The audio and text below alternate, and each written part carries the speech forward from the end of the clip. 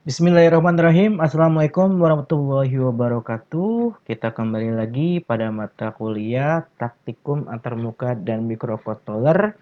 Pada pertemuan kelima, kita akan membahas tentang fungsi void atau function void pada bahasa C microcontroller. Nah, tentunya pada pertemuan sebelumnya sudah kita bahas struktur if, mulai dari if tunggal, if bertingkat, sampai dengan menggunakan Swiss case.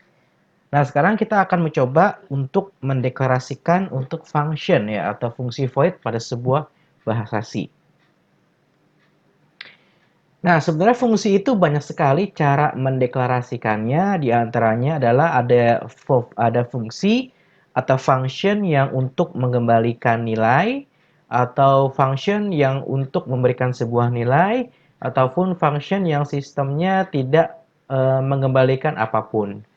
Nah, untuk jenis fungsi yang paling banyak digunakan dalam pemrograman microcontroller, yaitu fungsi yang tidak memberikan nilai apapun. Artinya, fungsi itu adalah kita jadikan sebagai sub-sub pemrograman kecil. Nah, oleh sebab itu, saya lebih membahas tentang function void itu sendiri di antara function-function lainnya yang ada pada bahasa pemrograman C.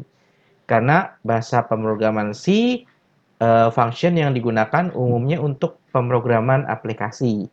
Sedangkan untuk saat ini kita cenderung untuk pemrograman microcontroller, dan yang paling lazim yang umum digunakan kita akan menggunakan function dengan menggunakan void. Nah, ingat saya hanya membahas tentang function void. Nah, apa itu function? Function itu adalah subprogram yang bisa digunakan kembali, baik di dalam program itu sendiri maupun di program lain. Lalu fungsi itu memang wajib ada di setiap program C karena akan dieksekusi pertama kali. Apabila fungsi tersebut tidak memiliki nilai kebalikan, maka kita harus menggunakan tipe void untuk menyatakan kalau fungsi tersebut tidak akan mengembalikan nilai apapun. Artinya tidak ada suatu proses di dalamnya, tidak ada nilai yang kita input, dia hanya memerintahkan atau menjalankan struktur program secara kecil ya, atau subprogram secara kecil. Nah, oleh sebab itu kita akan membahasnya dengan tipe void. Nah, sebenarnya fungsi ini sudah ada pada program utama. Ada fungsi program utama yang pertama kali dideklarasikan atau pertama kali yang dijalankan. Mungkin kalian tidak sadar itu merupakan adalah function program utama. Oke, langsung saja. Nah, ini adalah struktur fungsi untuk void, di mana ada void, lalu ada nama fungsi, ya, dan juga ada isi nama fungsi tersebut. Artinya void misalkan berjalan, void berlari, void diam. Nah, itu merupakan penamaan untuk subprogram function. Lalu kita buat isinya seperti apa? Misalkan kondisinya ada sebuah line follower, kita pilih void diam. Nah, ketika void diam itu kondisinya seperti apa? Ketika void diam itu misalkan ketika LED tidak dapat menerima LED tidak menerima LED atau infrared ya, fotodioda tidak banyak menerima cahaya misalkan. Lalu kondisinya ban itu akan mati, kita beri angka negatif dan juga angka negatif. Nah, itu bisa dibilang untuk void diam. Lalu ada void lurus, misalkan jalan lurus. Dalam kondisi pada fotodioda nomor 2 dan juga nomor 3 mengalami sebuah nilai resistansi 0. Sementara untuk fotodioda sebelah kiri dan sebelah kanan itu memiliki nilai resistansi 1. Sehingga mengakibatkan kedua ban itu berjalan secara bersamaan. Nah, itu void jalan. Jadinya void ini bisa dibilang sub-sub program kecil yang nantinya kita akan jalankan ketika sebuah microcontroller dapat merespon sebuah interupsi tertentu. Nah, seperti itu. Jadinya kalau kondisi A, maka kita memanggil seperti apa kerjanya. Kalau kita masuk kondisi B, lalu kinerjanya seperti apa yang akan dihasilkan. Nah, itu kita membutuhkan yang namanya function agar memudahkan kita dalam melakukan sebuah koreksi. Nah, ini adalah contoh program save segment yang sebelumnya kita buat program ini secara reguler, secara umum. Nah, sekarang kita akan buat program save segment kemarin dengan metode function. Dengan menggunakan metode function, kita akan membuat struktur program save segment. Nah, baik seperti biasa, di sini kita sudah mempunyai deklarasi ATPEGA16 dan juga delay ya, file header. Lalu di sini ada sebuah variabel bertipe karakter dan ini adalah isi registrinya A 0 kali 0 C0, B 0 kali 0 F9, ya, lalu C 0 kali 0 A4, D 0 kali 0 B0, lalu DDRD sebagai output atau 0 kali FF. Nah, jadinya ini tidak ada perintah output. Di sini DDRD sebagai tidak ada input, maaf, tidak ada input. Di sini hanya ada yang namanya untuk input saja, ya. Maaf, output saja pada DDRD. Nah, selanjutnya seperti ini. Setelah kita mendeklarasikan sebuah variabel, lalu kita memiliki sebuah nilainya dan inisiasi port. Nah, di sini kita membuat yang namanya function. Misalkan di sini ada void angka underscore 1. Nah, berarti di sini saya membuat sebuah fungsi dengan nama angka 1 yang berisikan DDRA itu memiliki nilai A selama 500 milisecond. Nah, ini adalah subprogram kecil yang dijalankan. Ya, ini program kecil yang dijalankan, hanya selingkup ini aja. Ya. Lalu ketika saya ingin membuat kembali kerangka program yang lain, saya tinggal membuat void angka 2. Nah, angka 2 ini adalah nama functionnya yang berisikan bahwa pada DDRD akan menghasilkan nilai registry B selama 500 milisecond. Nah, ini adalah subprogram kedua. Yang ini ke satu, yang ini memiliki subprogram kedua. Nah, selanjutnya di sini saya ingin membuat lagi dengan nama subprogram atau function dengan nama angka underscore 3. Maka saya membuat void angka underscore 3 yang berisikan DDRD itu bernilai registry C dengan delay selama 500 milisecond. Nah, ini saya memiliki 3 subprogram. Ada void angka 1, void angka 2, void angka 3. Nah, sekali lagi dalam penulisan sebuah penamaan function tidak boleh menggunakan spasi.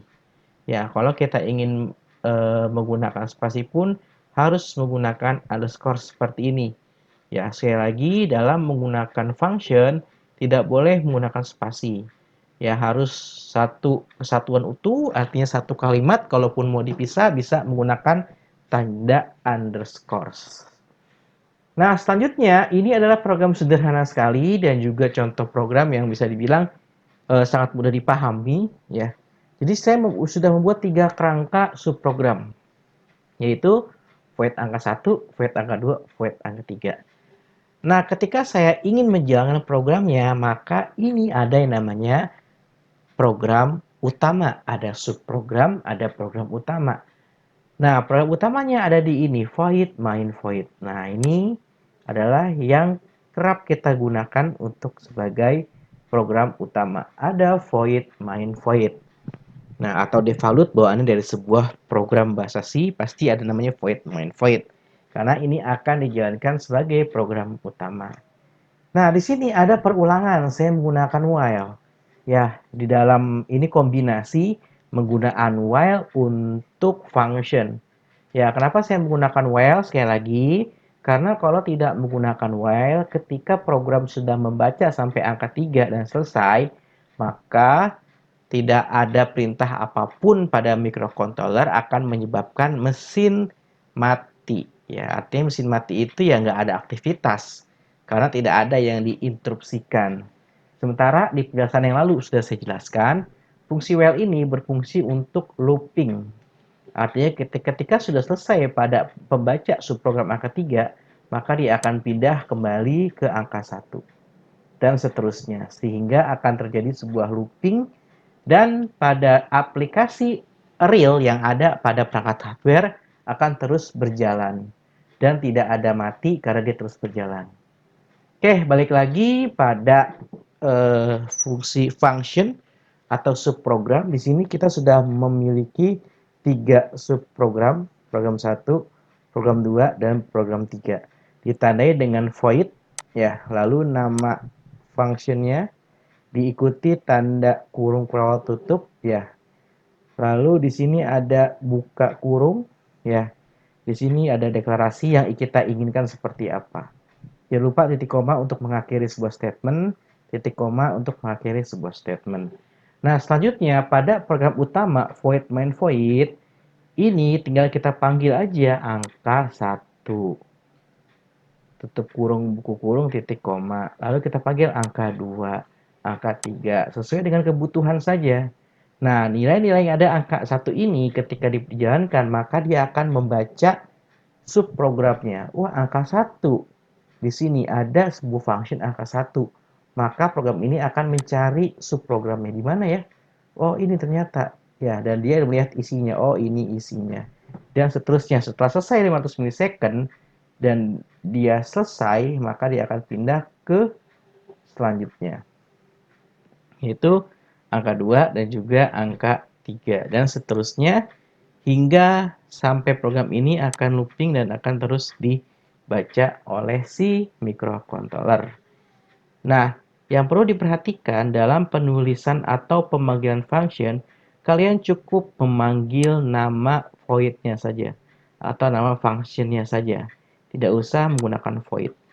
Karena void ini untuk membentuk sebuah function, sementara untuk pemanggilan kalian cukup memanggil kembali nama function yang sudah kalian buat. Dan ini sifatnya adalah sensitive case ya. Artinya penggunaan huruf kecil, huruf besar, karakter pada sebuah penamaan function sangat mempengaruhi pemanggilan kembali function tersebut. Pastikan kalian melakukan penulisannya yang benar dan juga pemanggilannya yang benar sesuai nama ataupun sesuai penulisan function yang kalian tulis. Ini bersifat sensitive case. Jadi sangat sensitif sekali tentang huruf besar, huruf kecil, penggunaan simbol, dan juga penggunaan karakter. Nah, ini yang sering kerap terjadi pada seorang programmer muda, ya, atau belajar programmer ketika dia membuat fungsi, dia lupa untuk memanggilkan kembali dengan nama function tertentu. Nah, makanya di program-program yang sudah modern, ya, terkadang ketika kita ingin memanggil kembali sebuah fungsi, di situ ada list pilihannya. Ya, tinggal dipencet Ctrl Enter saja, lalu di situ muncul pilihannya untuk nama-nama atau nama function yang sudah dibuat sebelumnya. Karena kita menggunakan kode Vision AVR, tentunya di sini harus manual, tetap manual, jadinya harus cermat dalam penulisan, mendeklarasikan dalam function, ya, function void. Nah, mungkin sampai sini saja ya untuk materi hari ini, karena secara bertahap kita akan pelan-pelan. Ya, kita sudah sampai tahap 7 segmen. Ya, silakan bisa dicoba ya ataupun diketik kembali coding tersebut apakah ada yang salah ataupun ada yang error. Bila masih ada yang error di antara kalian, pastikan kalian sudah melakukan instalisasi, kode Vision AVR sudah tepat dan tidak dalam kondisi trial.